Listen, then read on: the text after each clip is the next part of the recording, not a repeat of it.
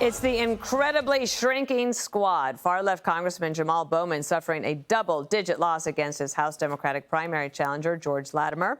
It's an alarming defeat for the group of far-left lawmakers, and Bowman, might not be the last squad member to go down. The scandal-plagued congressman had just held a last-minute campaign rally in the Bronx with liberal heavyweights like AOC and Bernie Sanders.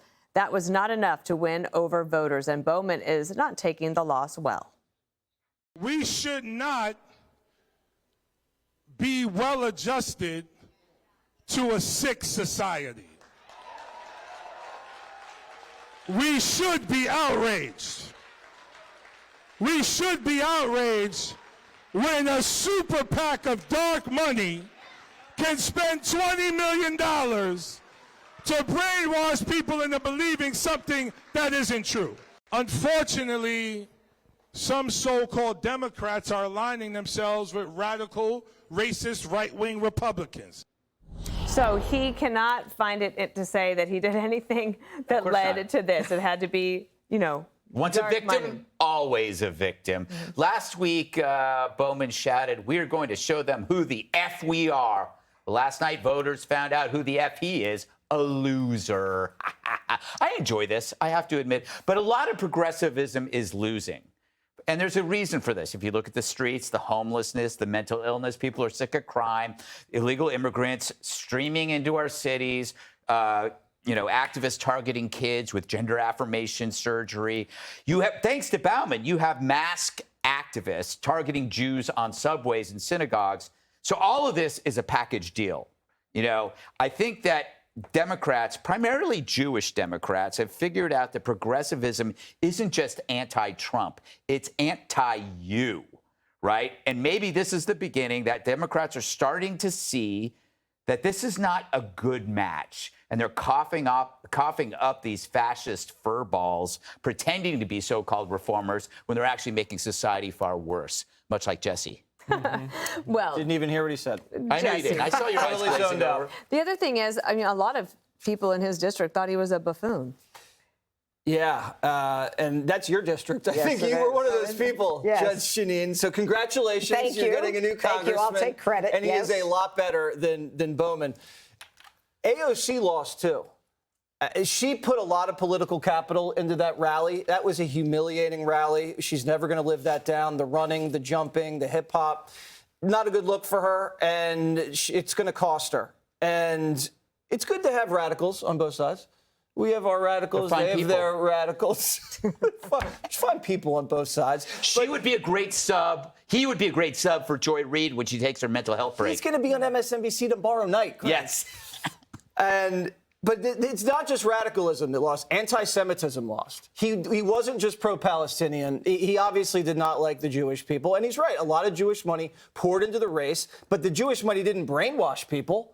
The Jewish money just amplified this guy's anti-Semitism and said it's disgusting. And everybody in the district agreed. And Cori Bush has a problem, too. All right. She's now in a dead heat with some guy down there because of her anti-Semitism. So you could lose two squad members, and I think that's probably best for the country. What was the feeling in the district, Judge? Oh, Bowman is, he didn't understand his constituency or his constituents.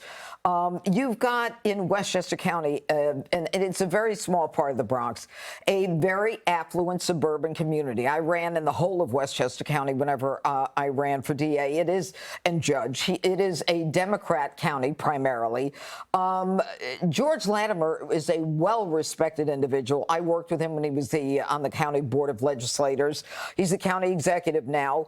This guy Bowman was a guy who was a hater. And he was negative. And he was someone who was convicted of, pulling the fire alarm, censured for doing it.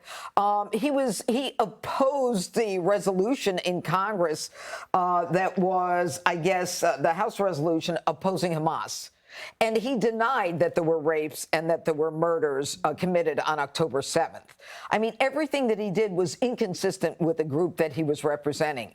And I think along with who he is, He never called Latimer last night. Every politician concedes. He didn't concede. He's a classless individual. He tried to make it about class. It was about decency. It wasn't about class. And he can blame AIPAC, American Israel PAC, all he wants. But AIPAC didn't do what he did. AIPAC didn't support Hamas. AIPAC didn't try to destroy the Jewish people the way Bowman did.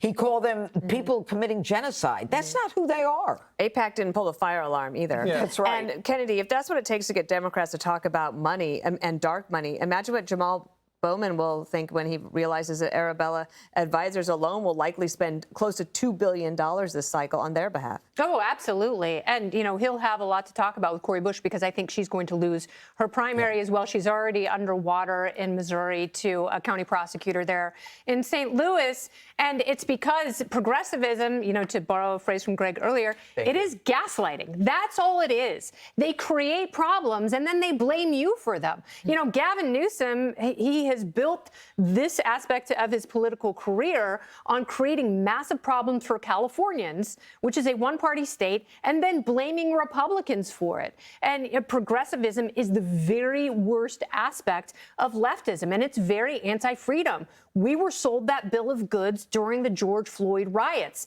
which ushered in an entire new generation of ultra-left politicians who have destroyed the cities they were entrusted with. From Seattle, where they finally got rid of their progressive DA, Mike Schmidt. I'm glad he was voted out of office. They recalled Chesa Boudin in Northern California. They almost did with George Gascon, but just you wait. This is just the tip of the iceberg. This is the beginning of a reset toward freedom because progressivism, it is anti-freedom. It is very authoritarian. And I'm glad they're finally tasting this sick medicine that they've been feeding to us for years now. The great third baseman from the Phillies was also a prosecutor. That's absolutely right. Oh, my God. That guy can do everything. Everything. Everything. Most bat over prosecutors 300. Yes, you're right, Judge. Click here to subscribe to the Fox News YouTube page to catch our hottest interviews and most compelling analysis. You won't get it anywhere else.